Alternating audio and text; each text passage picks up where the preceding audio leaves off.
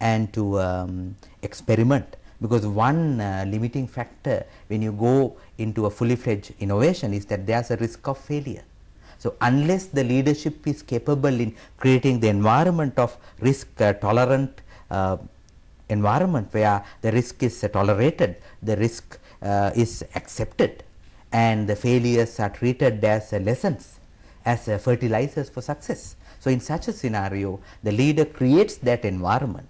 The leader creates a climate where people are motivated to go for new products, to go for new services. So, Jack Welch is a classic example of how he did things in General Electric, and then from imagination, innovation to implementation. Taking you much closer to Sri Lanka, I would say in South Asia, if you take Narayan Murthy in Infosys, how we created that wonderful atmosphere. He called the Infosys employees Infosians. So, these Infosians, they got together in terms of innovating new products in line with the imagination set by Narayan Murthy. And I am sure there was this new book by Thomas Friedman called The World is Flat. And Thomas Friedman, I met him in University of Oklahoma, and he was telling us that he got the idea of the world is flat when he was having a chat with Narayan Murthy, and when Narayan Murthy's computer had this screensaver where it says the world is flat. So, that is a classic example of from our neighboring country, where a leader has set a vision and then inspired the team in kind of coming out with so many innovative products and services and implementing them properly in making a great company in the world. So, yes, Doctor, there can be so many examples from across the world and back home in Sri Lanka, so much that we can talk about. So, we just described the whole, the ICE, the framework of ICE, from imagination to innovation to implementation, that results in inspiring the workforce as well. So, we will take a small break and we will be back with you soon.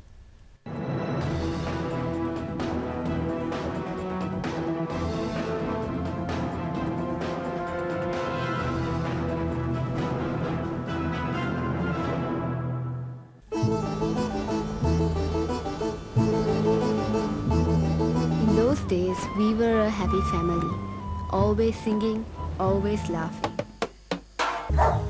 No! Where does he keep his money? Suddenly, we were very poor. Make sure they go to school every day, Leela. Yes, sir. Dry bread and sambal. Every day I have dry bread and sambal. I do what I can. That's the money you owe me. You'll have your money today.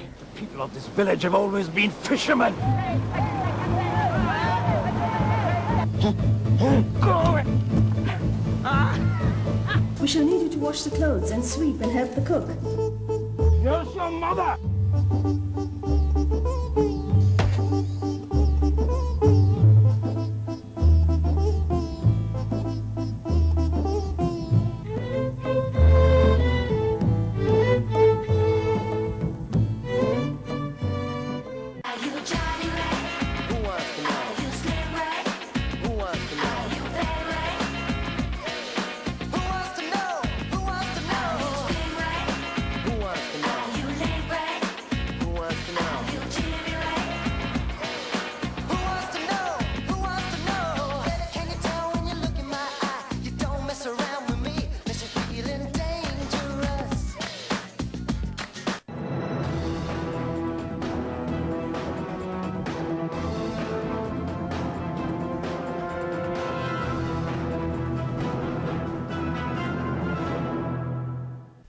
Welcome back. You're watching Roundtable, and we are with Dr. Ajantha Dharmasiri, and he is the senior faculty member and also the consultant of the Postgraduate Institute of Management of the Sri Jayawardhanapura University. So we also described a lot of aspects of leadership, starting from how important it to be a visionary, and then it comes with imagination, the 3 I's, which leads to innovation and then implementation, resulting in inspiring a workforce. So those were the key aspects, and also he talked about the 3 attributes traits and the 3 skills that a leader should have to be a professional leader in terms of managing people, then becoming a taskmaster and also a context master.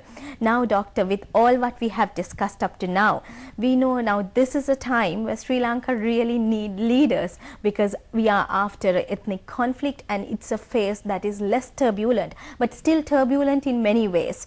So how can each and everybody become a leader in managing these times to go to a common vision? If you can apply it to the Sri Lankan context, you can look at it in a political sense, also the corporate sector sense. So it's over to you. I think that's a great question. I would still recall, I think about 20 years back, I met this defense expert in a conference. So he said, you know, the problem in Sri Lanka, we have first class problems and second class leaders. So that was 25 years back. I hope that things have changed now and we have more hope. And as Napoleon said long time back, a leader is a dealer in hope. I think there's something very interesting in it, because when there's no hope, you need a rope. So in that sense, a leader gives hope to people. So I think we have entered an era of hope, and we would look forward to see Sri Lanka prospering and things happening in the right direction. So I would more focus on the role of the corporate sector, the public and private both, and what we can do as I think it was John Kennedy who said, don't ask what the government can do for you, ask what you can do for the country or what you can do for the nation. So I would say, as I mentioned at the very beginning, leadership at all levels, what can we do? I would look at 3 levels: individual, interactive teams and institutions. So let's start with the individual level. As individuals, I would say, have a purpose in your life, have a dream, have a vision, and then align that with your organizational goals and objectives. So there has to be a greater harmony between what you want to do in your life and what your organization wants to achieve. Otherwise, there might be disharmony. So the greater synergy between what you want in your life and what your organization expects for you to perform, that balance would bring the best out of you. And then you unleash your potential and you become a great contributor to the organization, and you in turn reap the results by getting the required reward for that. So that is the individual level. And as the interactive team, as the community, you got to team together for success.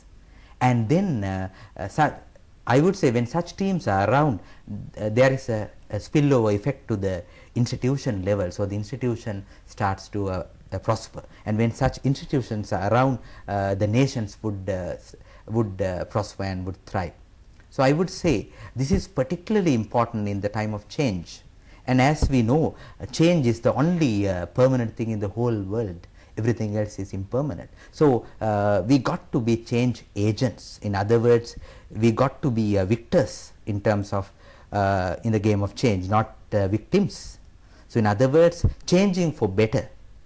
One fundamental challenge we see, I can talk as an educator, as a trainer and a teacher. We have this fundamental mindset block, particularly with the public sector people, because I teach in the Master of Public Administration and Master of Customs Administration, 2 programs where I meet a lot of public sector administrators. They have a mindset that we can't do it here because we are restricted by FRs and ARs. They call it Napotha and Bapotha. So they all talk about how this cannot be done, and they don't talk about how this can be made possible. So I would always challenge them, think about what you can do within the given limitations rather than complaining what you can't do. So that's, I see that as a challenge for the leadership role as well, right? Absolutely. In other words, the mindset of a leader in terms of accepting the things that you can't change and going ahead in terms of changing what you can change, with the notion that we can't adjust the wind, but we can adjust the sail in our ship. So it's a matter of just adjusting yourself, adapting yourself in terms of giving your best for the betterment of your future as well as to the institution and the country as a whole. So, that mindset has to be created. So, I as a person finds it very challenging in terms of convincing the public sector administrators as well as private sector managers in terms of the required attitude of